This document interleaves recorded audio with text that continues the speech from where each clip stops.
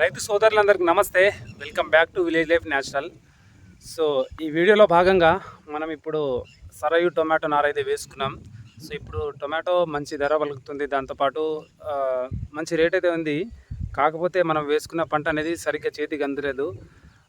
అంటే మొక్క నాటినప్పటి నుంచి ఏరు పురుగుతోటి, దాంతోపాటు మెల్లమెల్లగా పెరిగిన దశలో ఉన్నప్పుడు చాలా రకాల ముడతలు రావడం, ముడతల తర్వాత పచ్చదోమ తెల్లదోమ రావడం, పూత దశలో ఉన్నప్పుడు కొన్ని రకాల మైక్రోన్యూట్రియంట్ డెఫిషియన్సీ, ఇలా చాలా రకాల ప్రాబ్లమ్స్ అయితే వెంటాడుతున్నాయి అన్నమాట. సో ఒక టమాటో ప్రాపర్గా పండించడం కొద్దిగా కష్టమవుతుంది రైతుకి.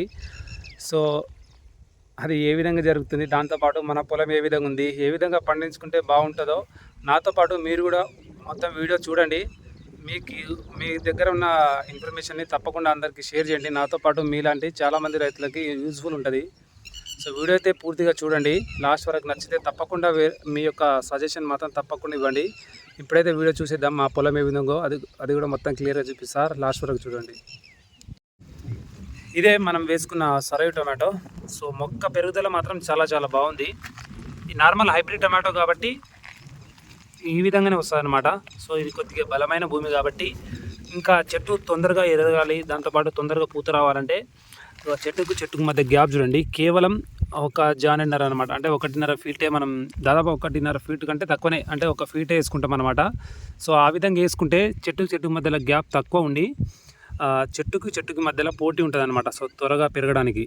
సో ఆ విధంగా ఇనీషియల్గా ఈ విధంగా వేసుకుంటే చెట్టు తొందరగా పెరగడానికి అవకాశం ఉంటుంది, దాంతోపాటు ఏపుగా పెరుగుతుంది అనమాట.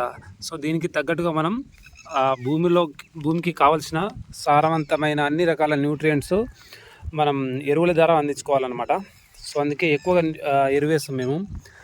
దీనిలో మొత్తం కోడి ఎరువు, లైట్గా మన పశువుల ఎరువు, మన ఇంటికాడ మా గొర్రెలు ఉంటాయి, సో ఆ గొర్రెల ఎరువు, దాంతోపాటు కొద్దిగా లైట్గా పశువుల ఎరువు కలిసి, దాంతోపాటు కోడెరు, ఇవైతే 3 మిక్స్డ్గా ఉంటాయన్నమాట. సో ఆ విధంగా వేసుకున్నాం. సో ఈ పొలంలో మెయిన్గా మాకు వచ్చిన ప్రాబ్లం ఏంటంటే ఏరుపురుగు అనమాట. సో ఏరుపురుగు చూడండి, ఇక్కడ మధ్యలో గ్యాప్ ఉన్నది, మొత్తం ఏరుపురుగే కొద్దిగా డ్యామేజ్ చేసింది పొలాన్ని కొద్దిగా.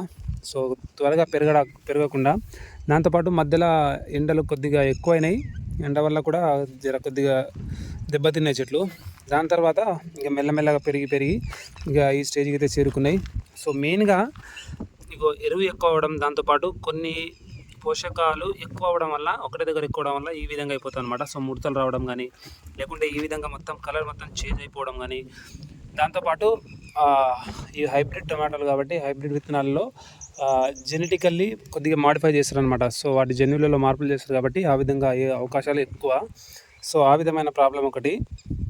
దీని తర్వాత ఇప్పుడు పూత దశ ఉంది. ఆ పూత దశలో మనం మెయిన్గా మనం చేసుకున్న ఏ పంటలైనా సాధారణంగా మనకు చేతికి రావాలంటే పూత దశలో ఉన్నప్పుడు మనం జాగ్రత్త తీసుకోవాలి.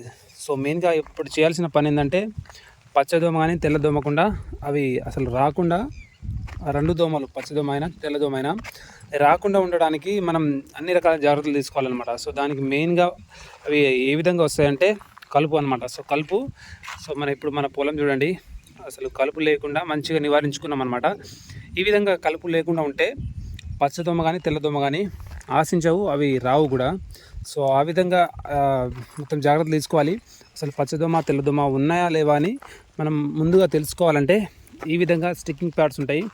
సో ఫ్లయింగ్ ఇన్సెక్ట్స్ ప్యాడ్, ఇది మొత్తం గమ్ ఉంటుంది దాని మీద. ఇక్కడ చూడండి, ఒకసారి క్లియర్గా చూపిస్తా.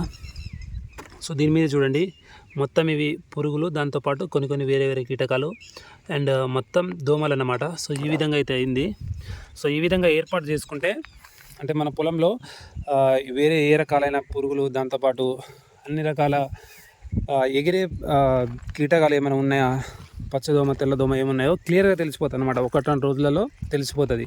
సో ఆ విధంగా వేసుకుంటే మనం జాగ్రత్త పడవచ్చు అనమాట. సో పూత దశలో మాత్రం అది చాలా ఇంపార్టెంట్. దాంతోపాటు ఇప్పుడు పెరుగుతున్న దశలో కూడా ఈ కాండానికి కూడా అవి రసం పీల్చేసి కాండం విరిగిపోయేటట్టు కూడా చేస్తాయి.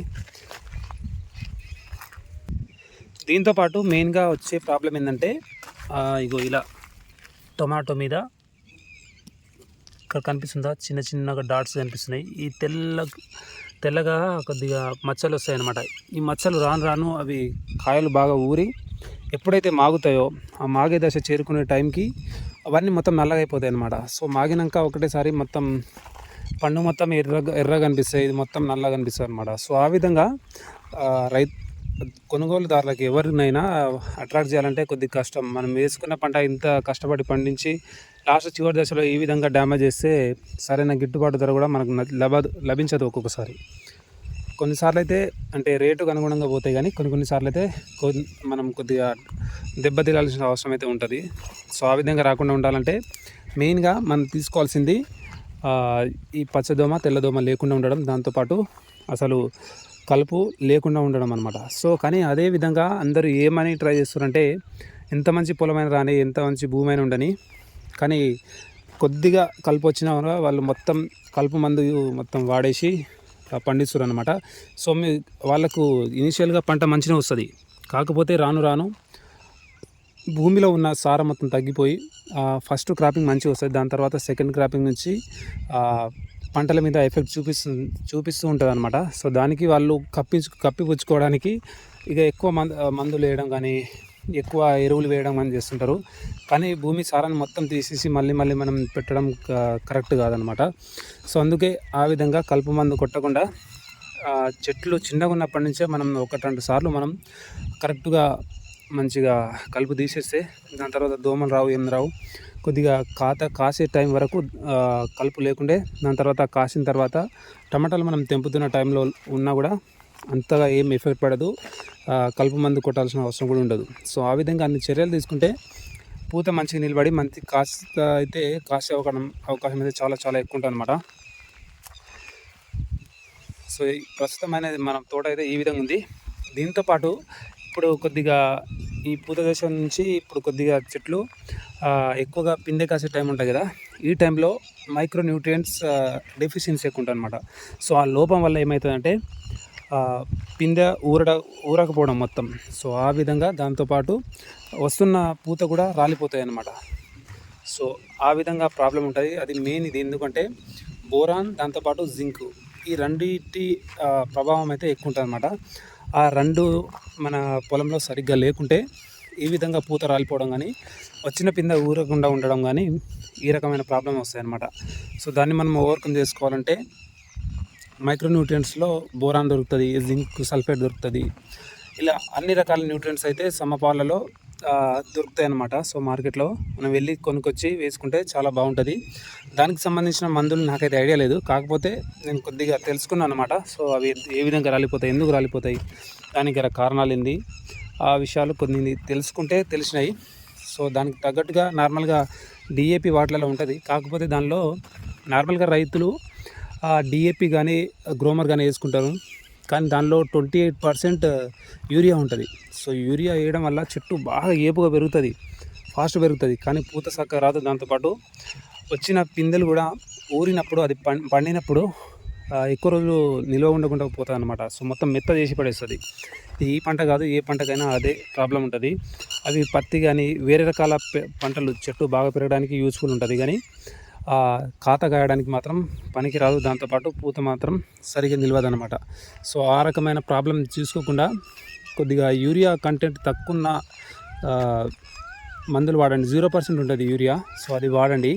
ఎన్పికేలో 28 ఉంటుంది, అందులో ఈ యూరియా కంటెంట్ ఏదైతే ఉంటుందో అది తక్కువ, అసలు 0 ఉంటుంది. అది ఏదైతే ఉంటుందో అది వాడడం చాలా ఇంపార్టెంట్ అనమాట. సో ఒకసారి మీరు కూడా ట్రై చేయండి. మీరు షాప్కి వెళ్తే ఫర్టిలైజర్ షాప్ వాళ్ళని అడగండి.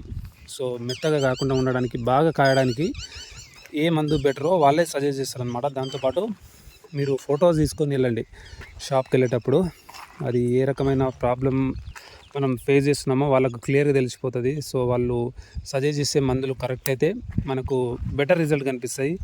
సో మనం అంత నష్టపోవాల్సిన అవసరం ఉండదు. సో కష్టపడిన దానికి తగిన ఫలితమే మనకు వస్తుంది అన్నమాట.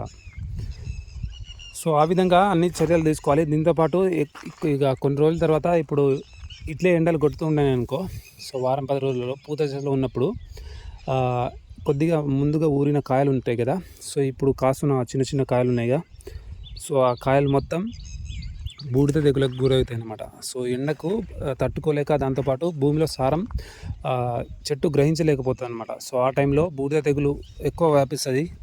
సో ఆ బూడిద తెగులని మనం ఏ విధంగా తగ్గించుకోలేం. సో ఆ వచ్చిన ఆ క్రాప్ మొత్తం డ్యామేజ్ అవుతుంది. సో ఆ విధంగా లేకుండా ఉండాలంటే వర్షమైనా పడాలి, లేకుంటే మనమైనా నీళ్ళైనా అందించుకోవాలి మన పొలంలో మనం పెట్టుకొని. ఆ విధంగా చేసుకుంటే మంచి లాభం ఉంటుంది. ఇప్పుడు నాకు తెలిసి ఈ సంవత్సరం నుంచి ఏ రకమైన పంటలు పండించినా మంచి జాగ్రత్తలు తీసుకొని మంచిగా పండించిన అరాకొర మంచి మనకు అన్ని రకాల జాగ్రత్తలు తీసుకుంటే మంచి దిగుబడి వస్తుంది, మంచి రేటే వస్తుందని అనుకుంటున్నా. ఎందుకంటే మనం గత సంవత్సరం చూస్తున్నాం టొమాటోలో కన్సిస్టెంట్గా రేటు ఉంది. అక్కడక్కడ మధ్యలో ఒక నెల రోజులు అయితే తప్పింది. దాని తర్వాత మెల్లమెల్లగా మళ్ళీ అయితే ఉంది. సో ఇప్పుడు రాను ఇంకో నెల రోజుల తర్వాత మొత్తం రేట్ పడిపోయే అవకాశం ఉంటుంది. ప్రస్తుతం అయితే మంచిగా ఉంది.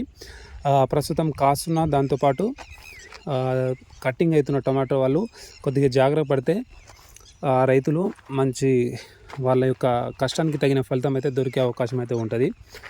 సో నాకైతే నేను తెలిసిన నాలెడ్జ్ అయితే మీతోటి షేర్ చేస్తుంటాను.